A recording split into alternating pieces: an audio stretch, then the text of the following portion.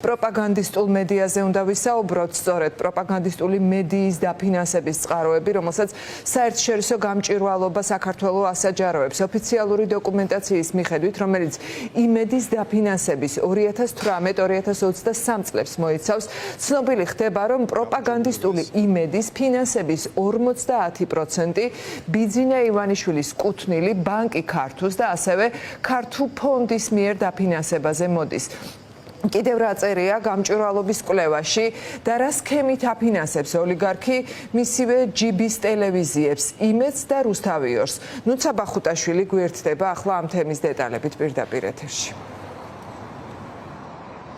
თამარ, ჰოლანდიური საგამოძიებო მედია პროექტის შემდგომ უკვე საერთაშორისო გამჭვირვალობა საქართველომაც გაასაჯაროვა ინფორმაცია ოფიციალურ ფინანსური ანგარიშგების დოკუმენტაციაზე დაყრდნობით, რომლითაც დგინდება, რომ მინიმუმ 2018 წლიდან ბიძინა ივანიშვილი მის მთავარ პროპაგანდისტულ იარაღს ტელეკომპანია იმედს აფინანსებს. ამას კი ახერხებს შეღავათიანის სესხების დახმარებით. კერძოდ, შუამავალი კომპანიები გასცემენ სესხებს, მაგალითად, ქართულ ბანკისგან, ასევე ქართულ ჯგუფის ტელეკომპანია იმედისათვის, ხოლო ამ სესხებს შემდგომ აღარავინ იხდის. ამას ამბობენ მკვლევარები, რომლებიც მუშაობდნენ აღნიშნულ საკითხთან დაკავშირებით. ტელეკომპანია იმედი 2018 წლიდან 2023 წლის განმავლობაში ყოველწლიურად მზარდ სესხებს იღებდა ბანკი ქართუსგან, ასევე ქართულ ჯგუფისგან და სხვა კომპანიებისგან, რომლებიც ქართულ ოცნებასთან და ბიძინა ივანიშვილთან არიან დაკავშირებული და მათ შორის ბოლო წლების განმავლობაში არააქტიური სტატუსიც აქვს. საინტერესო არის ისიც, რომ ტელეკომპანია იმედი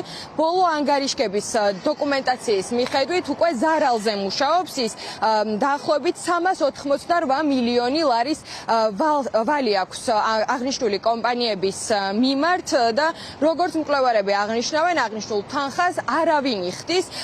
საინტერესო არის ბიძინა ივანიშვილის სახელის და გვარის ოფიციალურ დოკუმენტებში გამოჩენა იმ მიმართულებით, რომ ტელეკომპანია იმედის დირექტორი ირაკლი რუხაძე და მფლობელი ყოველთვის აღნიშნავდა, რომ მისი პოლიტიკური პრეფერენციები ემთხვეოდა ქართული ოცნების და სწორედ ამიტომ ის თავად განსაზღვრავდა ტელეკომპანია იმედის სარედაქციო პოლიტიკას, თუმცა უცნობი იყო აქამდე ისიც, რომ ბიძინა ივანიშვილი აფინანსებდა ტელეკომპანია იმედს. აღსანიშნავია ის ფაქტიც, რომ დაფინანსების 50% სწორედ აღნიშნულ სესხებს უკავშირდება, რომელიც ბიძინა ივანიშვილთან კავშირში მყოფი კომპანიების მიერ არის გაცემული. საინტერესო მდგომარეობა არის რუსთავიორთან მიმართებითაც. არაერთხელ დაიწერა სოციალურ ქსელებში და ითქვა იმის შესახებ, რომ აღნიშნული ტელეკომპანია რთულ ფინანსურ მდგომარეობაში არის. ჩვენთან საუბრისას რომან გოცირიძე აღნიშნავს, რომ ბოლო აუდიტორული დასკვნის მიხედვით რუსთავიორს 120 მილიონის სესხი აქვს აღებული, თუმცა აღნიშნული თანხის გამსესხებლის ვინაობა აუდიტორული კომპანიის მიერ მომზადებულ დასკვნაში არის უცნობი. აღსანიშნავია ისიც, რომ ტელეკომპანია რუსთავიორს კაპიტალი აქვს აბსოლუტურად ცარიელი, მას 47 მილიონი ლარი აქვს მისატანი იმისათვის, რომ კაპიტალი შეივსოს, თუმცა უცნობი არის ასევე აუდიტორული დასკვნის მიხედვით, როგორ შეძლებენ ამის მოხერხებას ტელეკომპანიის მფლობელები. იმედის მფლობელი, ფორმალური მფლობელი ირაკლი რუხაძე ის ამბობს, მათ შორის უცხოელებთან ძალიან ხშირად, რომ ეს კერძო კომპანია და ის თქვათ ქართულ ოცნებას უთანაგრძნობს და მისი სარედაქციო პოლიტიკა არის თქვათ ქართული ოცნების სასარგებლოდ, ანუ ამას ადასტურებს, ამბობს თვითონ. თუმცა ამბობს, რომ ეს ჩემი პირადი გადაწყვეტილებაა და მე ვხარჯავ ჩემ ფულს ამ კომპანიაში. რეალურად თანხები მოდის დიდი ნაწილი, ნახევარზე მეტი თუ არა, მოდის ბიძინა ივანიშვილისგან და რეალურად ეს არის ჩვეულებრივად ბიძინა ივანიშვილის ტელევიზია. სესხების მოცულობა იზრდება და იზრდება და კომპანიას შედეგად უგროვდება დიდი დავალიანება და ფინანსურად ამას ზარალი ქვია. დაახლოებით 20% ესე იგი მიღებული სესხებისა მოდის პირდაპირ ბიძინა ივანიშვილის კომპანიებისგან. კაპიტალი არის ნული, მინუსებში, მილიონებში.